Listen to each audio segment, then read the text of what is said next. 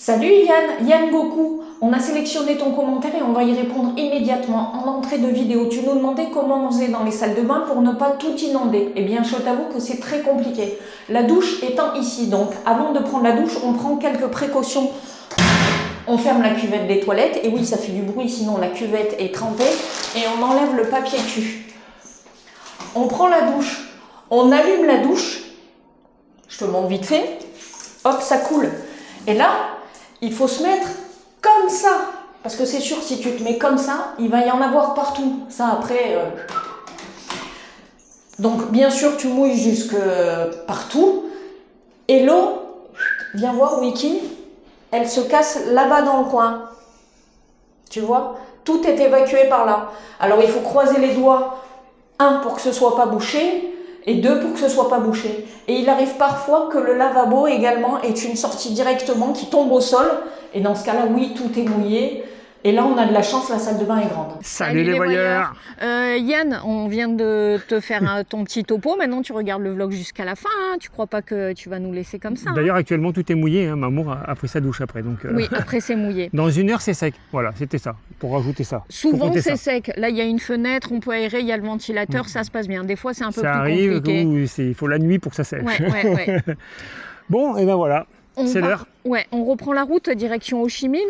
Ouais, 70 km à peu près. Le temps est un peu morose, il a plu hier. C'est pour ça qu'on va pas traîner. Ouais. On part pas trop tôt non plus, mais il est 9h05 et si on peut éviter les gouttes, c'est pas mal, non? Ben, si t'arrêtes de parler, c'est bon. Oh, bah c'est bon, ça commence bien déjà. Hein. Ces petits bungalows étaient très chouettes, hein, ils sont finis. Il y a du jardin, des fleurs. Ouais, nous, le nôtre, la construction vient de s'achever, donc il va falloir patienter un peu pour avoir un joli jardin, mais ça va arriver.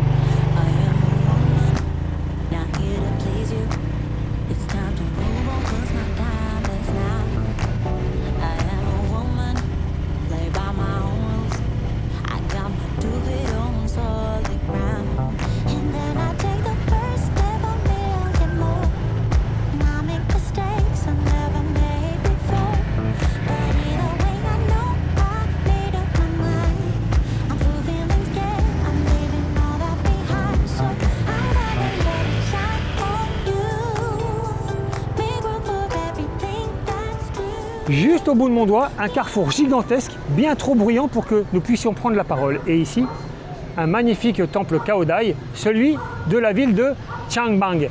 Mais pourquoi sommes-nous ici, Amour? Effectivement, de raison, le carrefour est beaucoup trop bruyant. D'autre part, nous avons été sollicités par certains d'entre vous qui nous demandaient de nous rendre sur ces lieux tristement célèbres. Le 8 juin 1972, ce temple Cao Dai a été bombardé par des bombes de napalm, ou au napalm, je ne sais pas exactement comment. C'est bien au napalm. Quoi qu'il en soit, ici, dans une de ces rues, on ne sait pas exactement laquelle, puisque depuis 72, vous doutez bien que tout a changé. Ah ouais, c'était un village, donc maintenant... Ouais.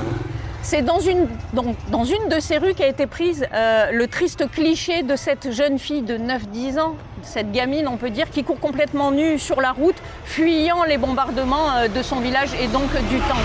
Ouais. On va juste rajouter quelques mots, Wiki, sur cette photographie. Je viens près de toi. Oui, viens près de moi. Donc en fait, actuellement, donc depuis le mois dernier, il y aurait une petite polémique par rapport au célèbre photographe, parce qu'il a été célèbre, il a quand même reçu le prix Pulitzer. Ouais. Donc Nick Hutt. Il paraîtrait que ce ne serait pas lui qui aurait pris cette photo, mais un simple pigiste vietnamien. Quoi qu'il en soit, cette photo reste dramatique. Oui, et authentique, bien sûr. Ouais, et ce qui s'est passé ici aussi. Bon, bah maintenant on peut reprendre la route tranquille. Oui, on va reprendre la route. Tu mets pas ta casquette, Wiki? C'est pas la peine de remuer le couteau sur la plaie, maman. Ou dans la plaie plutôt, c'est mieux. Ouais, on peut faire aussi sur la plaie et après dans la plaie. Ouais, c'est ce qu'on va faire. Je l'ai oublié dans la chambre, c'est tout, c'est comme ça.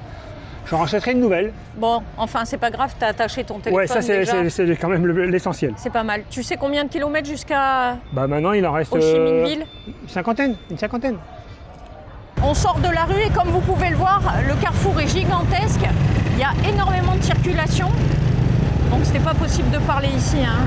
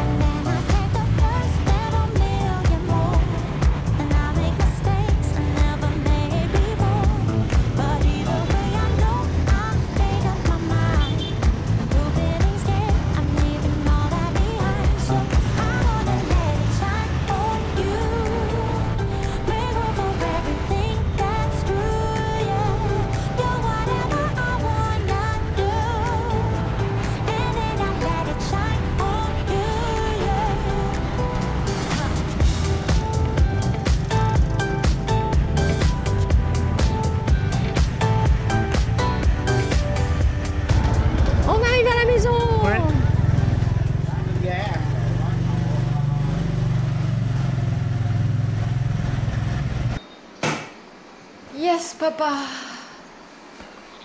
Waouh. Eh ben, c'est pas mal tout ça. Ouais. On est rentré en vie, comme toujours. Ouh. Dis donc, maman, c'est toi qui tiens.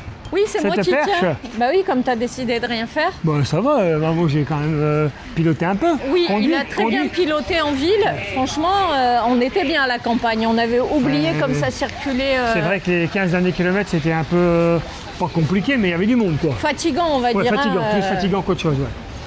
Donc maintenant, la mission, c'est de se trouver à manger parce qu'on pensait prendre un petit bain de coin au coin de la rue et bien sûr, c'est dimanche, donc il est fermé. Et voilà, et voilà. On va bien trouver quelque chose. Hein. On va voir juste en face de notre hôtel. On a déjà mangé là aussi, maman. Hein. Ouais, on a déjà mangé. Hello. Donc, beaucoup de poissons. Ouais. Quand même, hein. Il y a quand même de la viande. Oui, il y a du poulet, il y a du porc, il y a des œufs.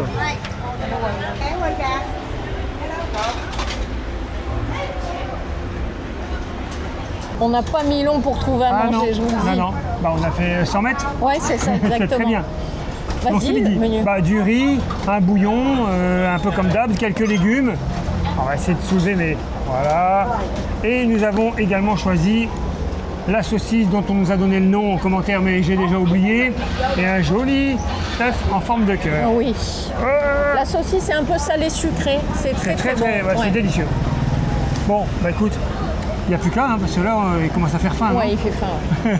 Bon appétit, maman. Tiens.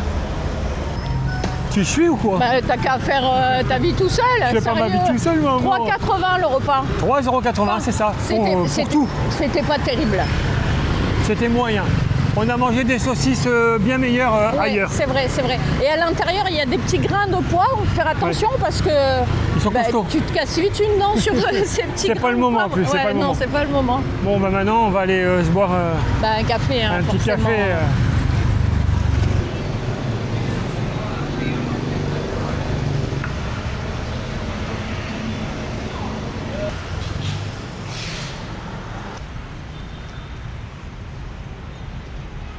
Bon, comme le café n'est pas tout prêt, j'en profite pour faire appel à la team Ocebo. Qu'est-ce qui se passe? La question du jour. Attention. Appel à tous les médecins de la team. Les médecins en herbe, c'est ça? Les médecins en herbe de la team. Ou même pas, hein, ceux qui ont déjà été malades et qui ont eu l'appendicite. Maman, tu veux quoi? 800 commentaires? Ouh là là, mon Dieu. Ça commence. Peu importe, je veux une réponse. S'il y a 800 commentaires, il y a 800 commentaires. Qui a eu l'appendicite? À quel âge et quels sont les symptômes? J'ai mal en fait. Et je me dis que je fais peut-être une appendicite. Ouais. Donc j'ai besoin de vous parce que si je regarde sur internet, je sais que dans 2 jours je suis morte. Donc je préférais avoir vos avis. Je sais pas si c'est mieux. Donc on s'affole pas. Non. Tout va bien, mais je suis un peu souffrante. Un bon café, ça va aller. Ouais, voilà.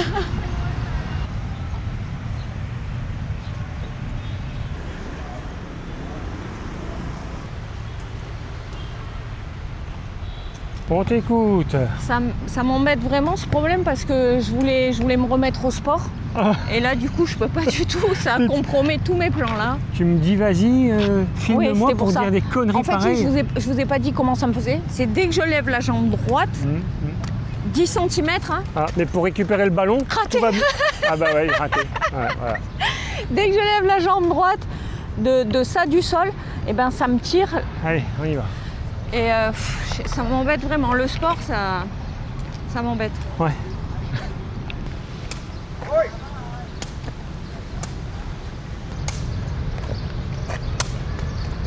Ça va être le vlog des commentaires.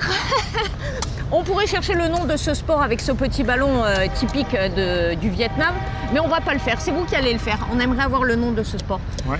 Ce petit ballon, il est quand même assez dur. Hein. Ouais, c'est dur.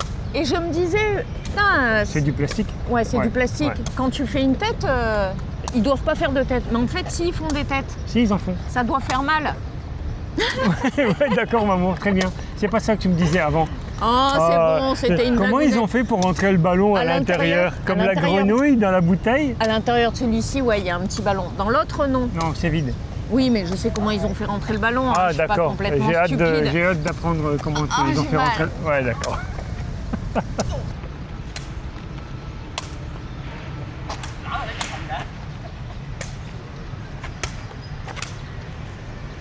Ça envoie quand même, hein? Ouais, grave. Ouais, alors là, j'en peux plus là. Ah, là, non.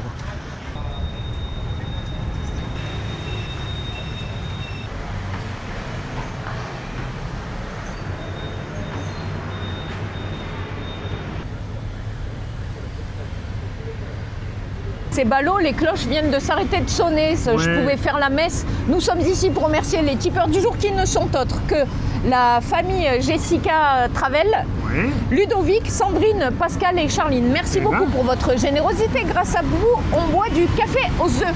Oui, pour ma part. Oui. Donc, on nous a demandé de faire un petit topo sur le café. Oui, et on va le faire tout de suite. Ah, d'accord. Donc, on va commencer par dire que le Vietnam est le deuxième producteur de café au monde, après le Brésil. Essentiellement parce qu'ils font du Robusta, et c'est avec ce Robusta qu'on va donc en tirer le café instantané. Et des sachets de café instantané, c'est pas ce qui manque, il y en a partout. Voilà. Donc maintenant, le café aux œufs. Ce café aux œufs, pas si facile à trouver ici, à Ho Chi Minh Ville, puisqu'il est originaire d'Hanoï. C'est d'ailleurs M. Nguyen Van Zang qui l'a inventé, on peut dire vers 1920, alors qu'il était barman, mais pas n'importe où, au Sofitel Légende Métropole Hanoï Hotel. Voilà, ils ont mis un nom à rallonge, quoi. Au Sofitel d'Hanoï, quoi. Alors, pour quelle raison il a inventé ce café aux œufs? C'est en fait parce que pendant la guerre d'Indochine, il y avait une pénurie de lait. Et il fallait qu'il remplace ce lait pour faire en fait les cappuccinos. Il s'est dit, tiens, peut-être avec un jaune d'œuf, ça pourrait faire l'affaire. Et ça a fait l'affaire. Et donc, on se retrouve avec un café aux œufs, mais c'est une mousse en fait. Hein. Pas, on ne met pas un jaune d'œuf juste dans le café et c'est réglé. Non, c'est à base, on fait une crème, on fait une mousse à base de jaune d'œuf, de lait concentré sucré et de sucre qu'on va émulsionner. Et une fois qu'on a la bonne consistance, on vient le déposer sur un café. Et c'est très bon. On va voir ce que ça donne, celui d'Ho Chi Minh. Nous sommes donc ici dans un café spécialisé, le Little Hanoï Café, et qui propose cette mixture. Et ben tu sais quoi, il est très très bon. Parce que j'en ai goûté pas mal dans le Nord, et parfois j'ai été surpris, en goût c'était pas ça. Mais là franchement il est bon, on peut rien dire. Et pour ceux qui n'aiment pas le café aux œufs, il y a du jus d'orange. C'est vrai, aussi.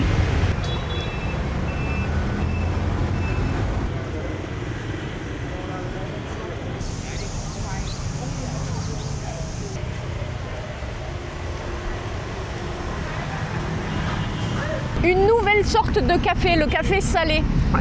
Oui, c'est vrai, en France, on utilise le café salé le lendemain de cuite pour nous faire vomir. Voilà. Pour ceux qui connaissent. Ici, non, pas du tout. Donc, le café salé a été inventé en 2010 dans l'ancienne capitale impériale, décidément, je bégaye. Hué. Hué, exactement, par un couple de Vietnamiens. C'est très bon, la crème qui est dessus est légèrement salée et quand on mélange, je trouve que c'est pas mal au niveau du goût. Et pour ma part, là on n'a rien au niveau info, mais c'est un café à la noix de coco. Ouais. Voilà. Bon, il y en a plein des cafés, hein. Mais les plus importants, donc le café salé, café mouille, le café aux œufs, créé à Hanoï, et le café Souda, c'est déjà, vous avez la chance de goûter ces 3 cafés, c'est déjà pas mal. Cette petite crème salée relève un peu le goût de la caféine. Franchement, c'est pas mauvais du tout. Je préfère celui-ci au café aux œufs. Bah, écoute. Les goûts et les couleurs.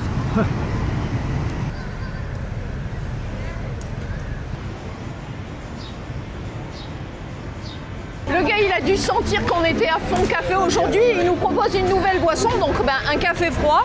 Il est là, café au lait. Il est très bien ce café. Thank you so much. Et voilà.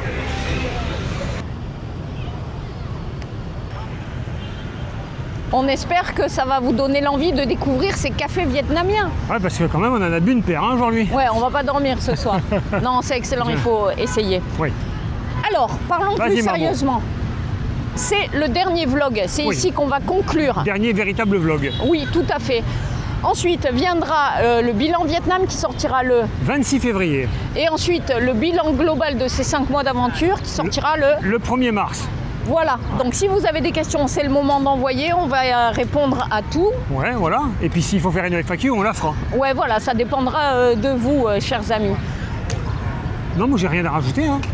Sauf qu'on est sur un magnifique boulevard, une magnifique avenue, c'est ça qui compte. Arrête de pleurer, maman, ça sert à rien. On va plus les voir. Mais si, on va les retrouver tous. Déjà au bilan, maman. Hein. Ouais, déjà au bilan. On espère que vous avez passé un agréable moment en notre compagnie et on vous dit bonne nuit les petits. Non, on va plus les voir, je le sais. J'espère surtout c'est que tu vas réussir à te soigner. Hein.